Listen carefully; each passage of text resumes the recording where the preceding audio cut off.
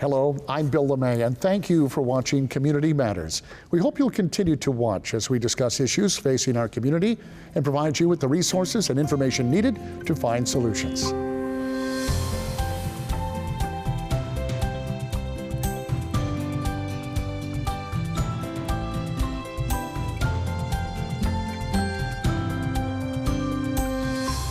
Today's show is dedicated to realizing your full potential and improving your life by realizing how your thoughts and emotions affect your well-being. To start the conversation, we have Dr. Adam Gries from Awakenings Health. Dr. Gries practices acupuncture and traditional Chinese medicine to bring the body into balance and well-being. And Doctor, welcome to the show. Thank you, Bill. I've always been fascinated by this. For some reason, I feel like it shouldn't work, but yet you know it does. Can you just give me a little background, first on yourself and how you kind of got into this, because you're a doctor, you practice Western medicine. So why acupuncture? Well, I don't practice Western medicine, okay? I'm a doctor of Chinese medicine. Forgive me for that. All right. No, it's a good distinction because we live in a medical community, a culture that really puts Western medicine and Western MDs as they're the mainstay of how we take care of ourselves.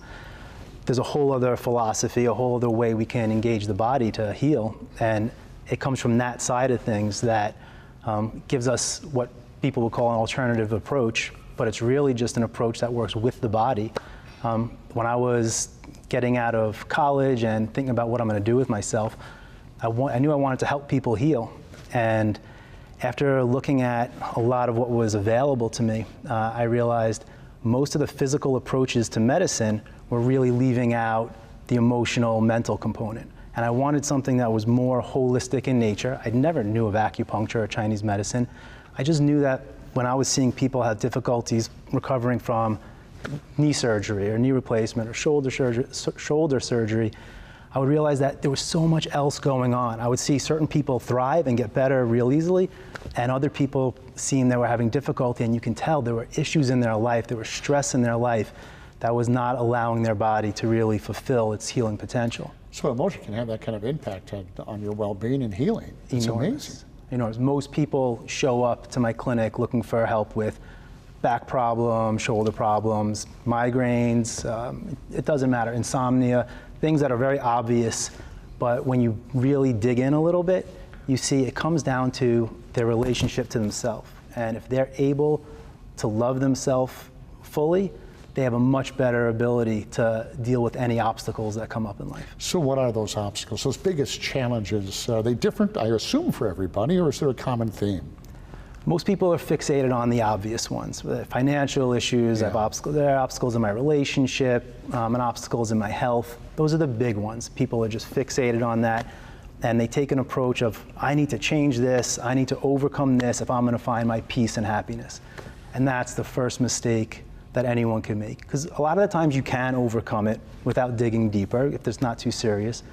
But if you're not happy with your life, if you're not at peace with what you're doing, if you're taking action to get over an obstacle from a place of an expectation or pressure or some sort of judgment, what you're gonna create is gonna be a product of that, as opposed to creating something that truly comes from what you want to create in life, something that's proactive in an approach. So, is that what you mean by reclaiming the soul? I mean, how would you define the soul, and how do you reclaim it? I talk a lot with my patients about reclaiming their soul. And basically what I mean is who we're born as, before we get told who we have to be, what we should be, what we definitely can't be, what we don't want to be. We have an intrinsic part of ourself that we should be honoring every second of every day. And even there I said should be. But ultimately, if we can be, honoring that connection, knowing who am I and what do I want, not what do I need to do. What am I afraid of looking like? How am I afraid of being judged? If I can access that part of myself, that's the part that can move mountains. If we can be connected to our soul and we can reclaim that, all the other obstacles become really small. How difficult is it to reclaim it? It sounds like it'd be a tough job. It's a process because you have to face all your fears, all your insecurities, and you have to literally change the way you perceive your life, the way that you think, your belief system has to change, and that's difficult to do. Well, I've often heard the saying, you got to treat the mind, body, and spirit, the soul, in order to really be healthy. And you believe this. And because you do this on a daily basis, you're a witness. Be a witness for us. I mean, talk about some of the patients, what they were like when they first came in, and now the difference in their well-being. Well, it's a broad question because people come in with all sorts of different ailments.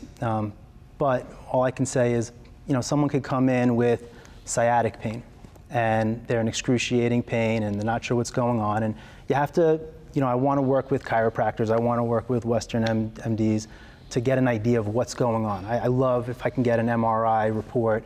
I would love it if a chiropractor can tell me what's going on with the lumbar spine or the sacrum. But ultimately, I want to start getting within even one treatment where they don't have the pain. All right? If the pain's going all the way down the leg, I want that gone while they're on the table. You can achieve that? Yeah. You can? Wow. Yeah. It's I'm sorry to be so, and this is probably my bias, because as you say, I've been brought up with the Western medicine. I guess I always just believe that's the only way it can go. And to me, that's a stunning statement, because most doctors can't do that unless they're prescribing some pretty heavy-duty pain medication. Right. Yeah. I'm sorry to interrupt. I didn't mean to do that. No. Continue on, though. That's the cool part of my job is I get to do something I love. I get to work with people. I get to help them heal. And I look really great. It's not me that's doing anything. The body has such capacity to overcome its own internal obstacles. Sometimes it just needs a little push. Instead of going to the extreme and getting on pharmaceuticals or getting surgery, oftentimes it's just a little nudge and the body can say, oh, okay, I can reestablish homeostasis. I could regulate this now. Thanks for the help. I got it from here. And I look great, but it's really not me. I'm just practicing my medicine. Well, and it's often called alternative medicine. And it really isn't, is it? I mean, you don't view it that way, do you? No, not at all. Again, our medical culture in the United States is firmly planted where Western medicine is primary care and it's critical care. And what it really, in my mind, what it should be is Western medicine is phenomenal at critical care. If a condition is unstable, I want to go Western medicine, stabilize the condition. Once it is stabilized, there's a whole spectrum of healthcare measures you can take that work with the body instead of overtaking the body. So instead of looking at it like either or, it should be a full spectrum where Western medicine is the safety net. Use it for diagnostics to understand what's going on and to measure objectively how things are progressing or not. But there's so much we can do, whether I'm using acupuncture, Chinese herbs, or working with people to reclaim the soul, to stop being so stressed out and relax into life a little bit, which has an effect on cortisol levels and how much your adrenals are going to be fatigued. You can do so much to work with the body. And so it should be all together. There should be a new medical paradigm that allows Chinese medicine and natural therapies to exist and to be utilized before we get to the point of Western intervention. And and this is, I think, the important point from that is you use Western medicine in conjunction with your patients with the Chinese medicine. I mean, you're not opposed to them taking medication or whatever needs to be done in order to stabilize, correct? Yeah, and most people end up at this point in time, they end up in my office after they've exhausted Western medicine. They're kind of fed up with it, or they say, I don't want to be on these medications anymore. Can you help me get off of them? And so it's just it's just part of the game at this point where they're already on it. And I'm glad to work with people like that because you want to help them go from a point of they needed to rely on something to stabilize, and now let's fill them up so their body can self-sustain and they're not reliant on a pharmaceutical medication. We know that stress, for instance, does cause issues with our health, our mental and physical health. So these are well-established, even Western medical diagnosis. So treating all of that makes perfect sense to me. And you're obviously pretty passionate about it, which tells me that it must work more often than not. How do people get a hold of you? Through online, through the website, awakeningshealth.com. People just word of mouth, really, in today's day and age, because Western medicine has not given the A-OK across the board for Chinese medicine. People want to know that who they're choosing, there's some reason to believe that they can trust this person. It's still an unknown resource out there for a lot of people. So at this point, I get good results, and hopefully those patients go out and they speak to someone else who says, I have these migraines and I can't get rid of them, and the person, oh, I'm going to see someone, and it spreads like that, and then all of a sudden it gains credibility, but it hasn't gotten to that point where it's become part of the mainstream, I don't think yet. It'd be nice if it wasn't the last resort. You know what I'm saying?